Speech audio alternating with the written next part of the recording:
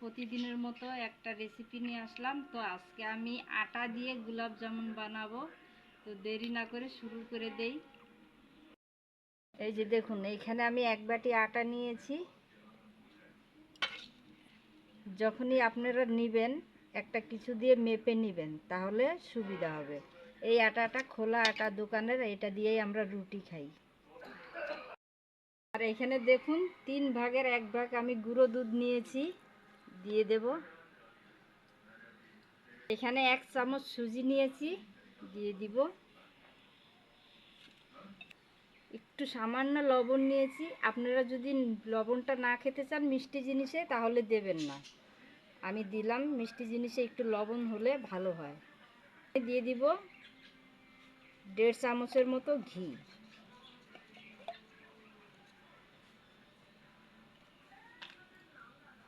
হাত দিয়ে ভালো করে ময়ান দিয়ে নিব সব কিছু।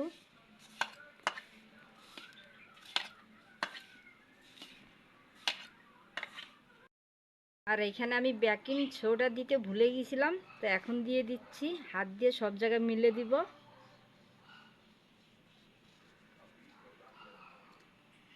দেখলেনি কতটুক দিলাম। তো বেশ কিছুক্ষণ ধরে এভাবে আমি মাখিয়ে যাচ্ছি, মোটামুটি ভালোই হয়েছে অনেকক্ষণ। তো এবার দেখব। এই যে দেখুন, এরকম মুঠো করলে দলা বেঁধে আসছে, আবার ভেঙে ফেললে গুঁড়ো গুঁড়ো হয়ে যাচ্ছে। তখনই ভাবতে হবে ময়ামটা হয়ে গেছে। তো এবার অল্প অল্প দুধ দিয়ে মেখে নিব আমি। দুধটা আগের থেকে গরম করা ছিল, ঠান্ডা হয়ে গেছে এখন পুরোপুরি। অল্প অল্প দিব, মাখবো।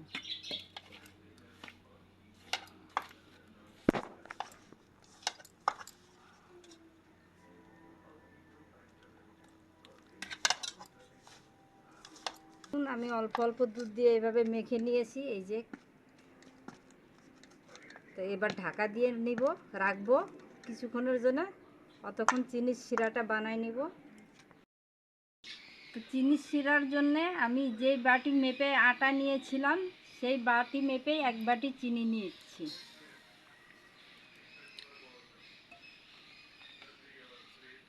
আর ওই বাটি মাপেই আমি 1.5 বাটি জল দিয়ে দিব। শিরাটা একটু পাতলা করব আমি। এই যে 1.5 বাটি জল দিয়ে দিলাম। কেশর ঢেলে দিচ্ছি। আপনার কাছে যদি না থাকে না দিবেন, কোনো ব্যাপার না। দেখুন চিনিটা গলে গেছে। এখন একটু ফুটে যাওয়ার অপেক্ষা করব। ওই 2 মিনিটের মতো ফুটাই নিব।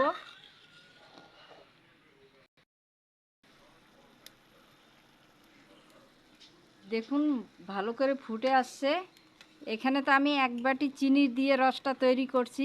আপনারা যদি মিষ্টিটা বেশি খেতে চান, তাহলে আরও 1/2 বাটি চিনি দিয়ে দিবেন। 2 মিনিটের মতো ফুটে নিছি, এবার নামায় রাখবো। রংটাও সুন্দর আসছে দেখুন।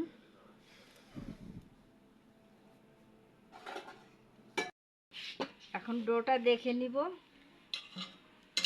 হাতে একটু ঘি লাগাই নিব, কেন ডোটা দেখছেনই নরম ছিল। ঘি লাগাই নিলে হাতে আর লেগে যাবে না। ভালো করে মেখে নিব।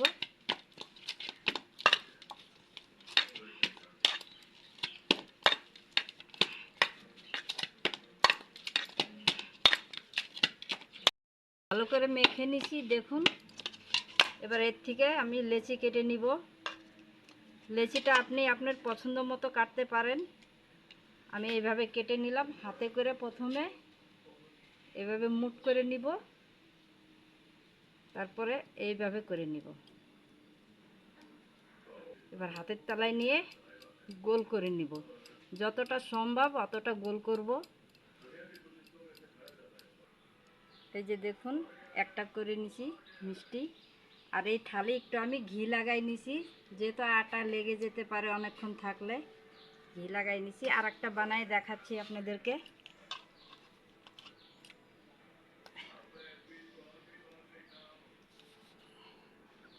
এভাবে অনেকক্ষণ হাত দিয়ে একটু চেপে চেপে নিব।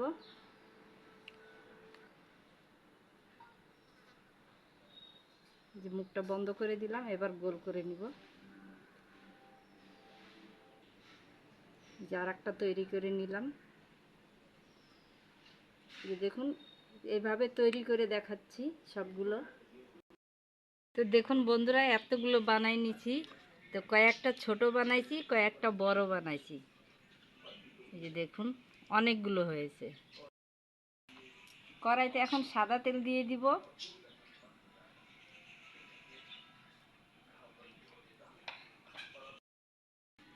তেলটা দেখুন বেশি গরম করি নেই, আর আমি হাত দিয়েও রাখতে পারতেছি না, ওই হিসাবে গরম করছি। তো এখন একটা একটা ছেড়ে দিব।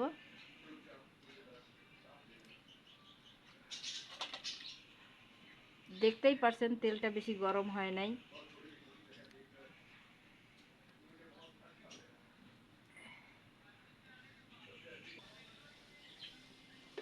কড়াইটা নড়াই চড়াই দিব।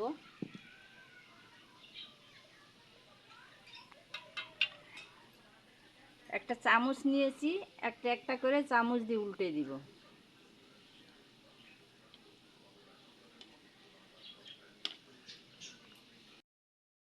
এবার আমি খুন্তি দিয়ে আস্তে আস্তে এভাবে নেড়ে দিব।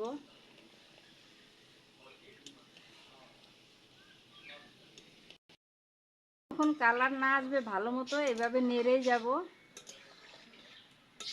আর দেখতেই পাচ্ছেন ফুলে ফুলে কত বড় হয়ে গেছে সব। দেখুন বন্ধুরা, একটাও কিন্তু ভেঙে যায় নাই।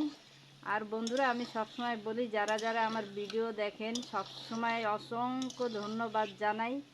এভাবে আমার পাশে থেকো। আর যদি নতুন কোনো বন্ধু এসে থাকো, চ্যানেলকে সাবস্ক্রাইব করার অনুরোধ রইল।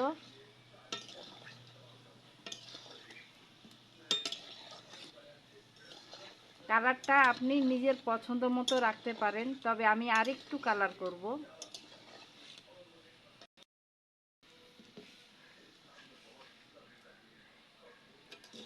এইরকম কালারে আমি তুলে নিচ্ছি। তেলটা ভালো করে একটু নিংড়ে নিব, আর সরাসরি চিনির শিরাতে দিয়ে দিব।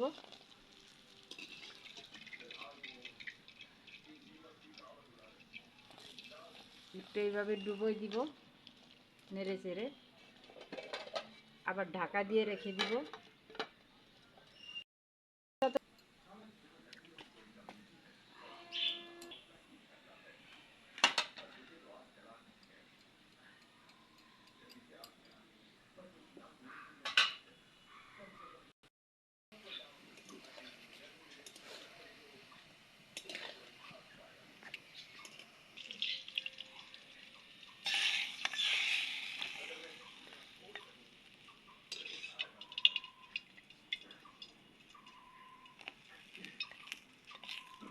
দেখুন আগের মিষ্টিগুলো অর্ধেক অর্ধেক ডুবে গেছে, তার মানে রস খাওয়া শুরু করে দিছে।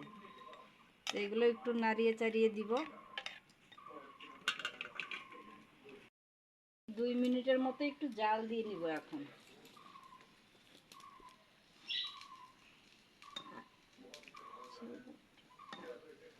পরে যেগুলো দিছি ওইগুলো একটু উল্টায় পাল্টায় দিচ্ছি।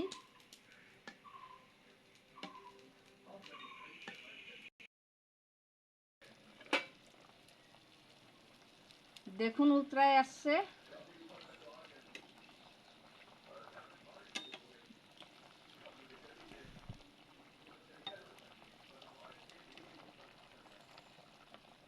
দুই মিনিটের মতো জাল করে নামাই নিব। একটু ঠান্ডা হওয়ার পরে দেখাচ্ছি, ততক্ষণে ঢাকা দিয়ে রেখে দিচ্ছি। এই যে দেখুন বন্ধুরা, 10-15 মিনিট হয়েছে। একটা প্লেটে ঢেলে দেখাচ্ছি।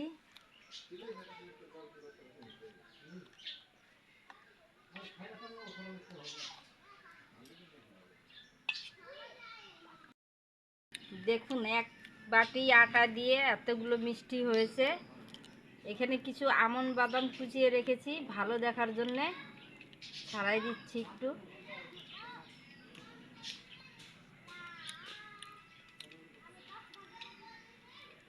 তো বন্ধুরা, মিষ্টি খাইতে ইচ্ছা করলে এইভাবে আটা দিয়ে কম খরচে আপনারা মিষ্টি বানায় খেতে পারেন। একটা কেটেও দেখাবো।